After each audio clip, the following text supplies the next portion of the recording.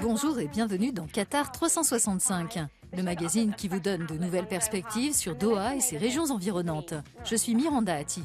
La Coupe du Monde de la FIFA 2022 au Qatar approchant à grands pas, nous avons décidé de nous intéresser à la bande-son du tournoi. D'un lieu de production ultra-moderne à une école de musique inventive où nous nous trouvons, qui met à disposition des espaces pour jouer d'un instrument et propose une approche novatrice de l'enseignement, allons en apprendre davantage sur la scène musicale du pays. Dans un instant, nous visitons le studio de musique qui a marqué de son empreinte la bande-son officielle de la Coupe du Monde. Nous rencontrons la star de Haya Haya Better Together et découvrons les artistes internationaux qui se font un nom au Qatar. L'une des entreprises qui va accélérer le rythme à l'approche de la Coupe du Monde, c'est Katara Studios. La maison de production a joué un rôle essentiel lors du récent tirage au sort de Qatar 2022 et a laissé sa marque sur le premier single de sa bande-son officielle. Mais nous en reparlerons plus tard.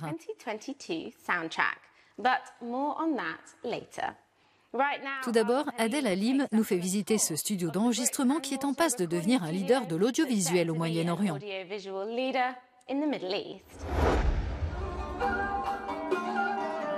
Matt Howe baigne dans la musique depuis toujours. Et si quelqu'un sait reconnaître un tube, c'est bien cet ingénieur du son, lauréat d'un Grammy Award. Mais malgré ses 40 années d'expérience, le Britannique installé au Qatar est toujours prêt à apprendre. Venir ici était une bonne chose pour moi car je voulais en savoir un peu plus sur la musique du Moyen-Orient, sur la péninsule arabique. Nous sommes dans la région du Golfe. Je voulais trouver quelque chose que je peux apprendre pour m'en servir par la suite. Peut-être quand je rentrerai chez moi, je pourrais donner des recommandations. Cette industrie fonctionne avec le bouche à oreille et si vous tirez votre épingle du jeu et que vous pouvez vous mettre en contact avec d'autres, c'est vraiment bien. Les Katara Studios ont produit le très entraînant premier single Haya Haya de la bande-son officielle de la Coupe du Monde 2022 au Qatar. Pour la première fois, elle comprendra plusieurs chansons et réunira des artistes et des styles internationaux en hommage à un sport véritablement mondial.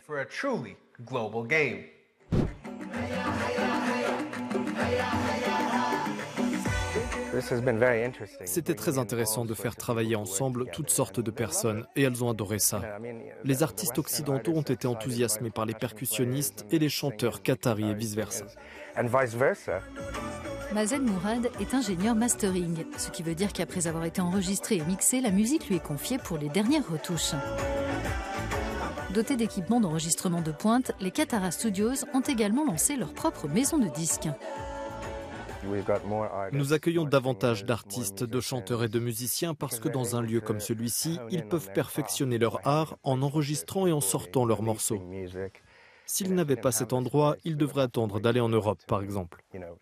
Donc je crois que cela fait une énorme différence. Les Katara Studios, qui réunissent sous un même toit toutes les installations dédiées à la musique, au cinéma et à la télévision, produisent également les cérémonies d'ouverture et de clôture de la prochaine Coupe du Monde. On n'a pas du tout la pression. Je crois que je peux parler au nom de tous en disant que nous sommes totalement motivés pour faire de ce rêve une réalité et créer ce qu'il y a de mieux. Notre intention est d'avoir la meilleure cérémonie d'ouverture que personne n'ait jamais vue. On s'implique en ayant cet état d'esprit et on est confiant.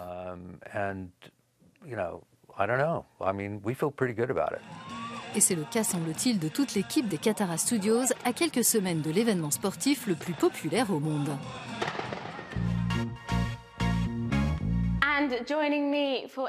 L'une des stars du tube de la Coupe du Monde au Qatar, Haya Haya Better Together, m'a accordé une interview ici au Katara Studios.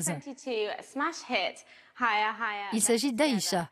La chanteuse qatari a évoqué la Coupe du Monde et ses projets. Elle nous a aussi donné un aperçu exclusif de l'une de ses nouvelles chansons.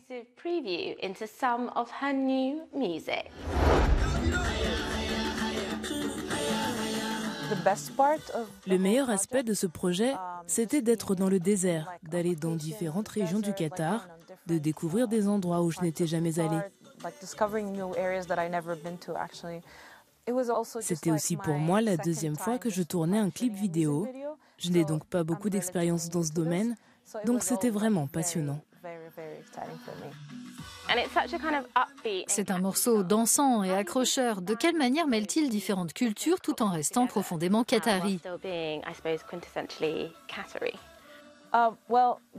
L'élément le plus qatari, je dirais que ce sont les instruments. Les percussions présentes en fond sonore, c'est très qatari. Il y a aussi haya haya, qui est une expression arabe pour dire « allez, on y va ». Et puis j'ajoute moi-même un élément qatari et arabe. Je ne pense pas que les gens aient l'habitude de voir une femme voilée dans une chanson de la Coupe du Monde, donc ça, c'est assez nouveau. Donc ces petits éléments ici et là font que ce morceau est international et facile à apprécier dans le monde entier, mais en même temps il reste caractéristique de la région.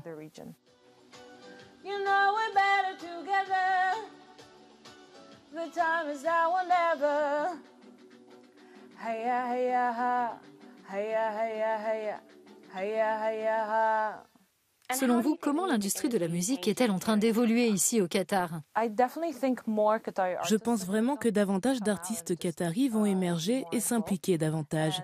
Je crois aussi que l'industrie musicale qatari sera de plus en plus diverse et j'ai vraiment hâte d'assister à cela parce que je connais de nombreux artistes qataris qui sont vraiment excellents et incroyables. Ils ont simplement besoin de se faire connaître. En réalité, nous sommes dans un pays qui encourage les jeunes à percer et à partager leurs talents, mais simplement, ils n'osent pas tous le faire. Et quels sont vos projets après la Coupe du Monde? Je prévois de sortir mes propres chansons et peut-être de partir en tournée, de partager ma musique à travers le monde. Oui, c'est mon objectif, mon rêve.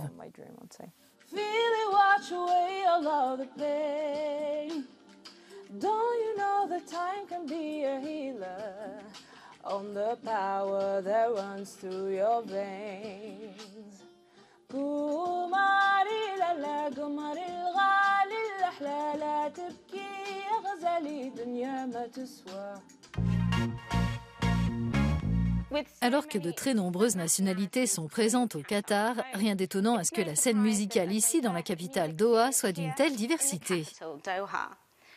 Qu'il s'agisse d'un compositeur-interprète irlandais ou d'un chanteur et producteur soudanais, j'ai rencontré des artistes internationaux de talent pour savoir comment ils sont parvenus à émerger au niveau régional.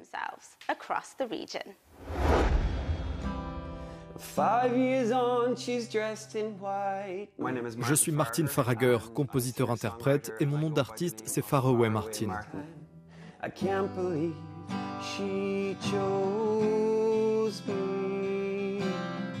Irlandais installé à Doha, Martin s'y produit régulièrement en concert depuis 2015. Le reste du temps, il donne des cours de musique. J'enseigne du niveau 2 au niveau 6, donc auprès d'enfants de 6 à 12 ans. Et on s'amuse beaucoup. Avant, je donnais des cours à des adolescents, mais j'ai davantage de choses en commun avec les enfants plus jeunes parce que je suis encore un enfant par certains côtés.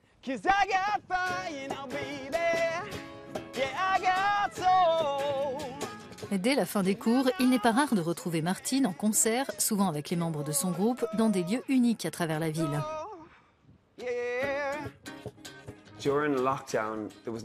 Pendant le confinement, il n'y avait pas de concert, aucune salle n'était ouverte.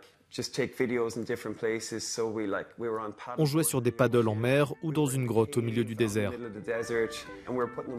On a publié nos vidéos sur TikTok et YouTube et ça a fait boule de neige. Un jour, le Grand Prix de F1 du Qatar nous a contactés, nous a demandé de jouer sur la scène principale le samedi soir et j'ai failli tomber de ma chaise quand j'ai reçu l'email.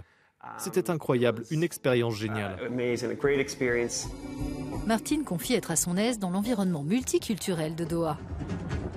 Dans mon groupe, il y a 2 Irlandais, un Anglais, un Américain et un Cubain. La scène musicale au Qatar est en constante évolution car les gens arrivent et repartent. Cela vous incite à rester curieux et c'est aussi un moyen excellent de se faire des amis et d'en apprendre plus sur les différents styles de musique et les différentes cultures.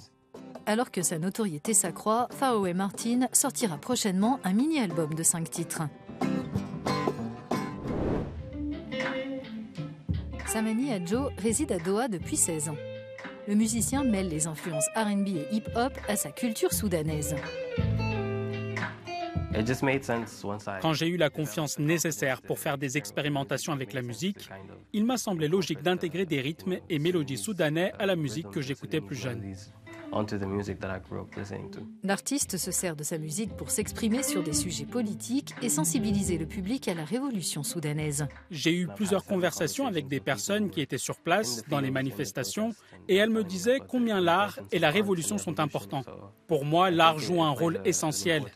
Il aide les personnes qui ne sont pas particulièrement au courant de ce qui se passe dans le monde à mieux voir les choses.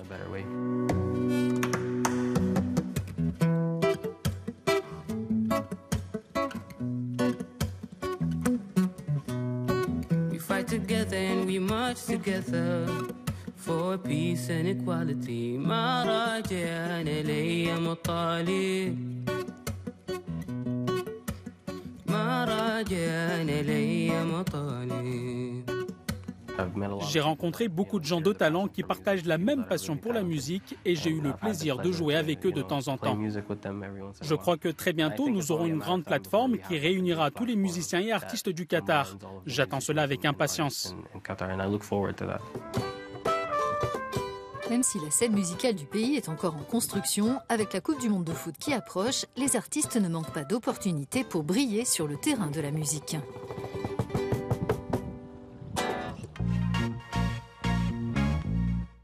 C'est la fin de cette émission, mais si vous avez des questions, n'hésitez pas à nous contacter via notre hashtag Qatar365. Merci de votre attention, rendez-vous sur euronews.com pour plus d'informations et à bientôt dans Qatar 365. Pour finir, voici les talentueux tuteurs de Jam Studios. C'est à vous les gars.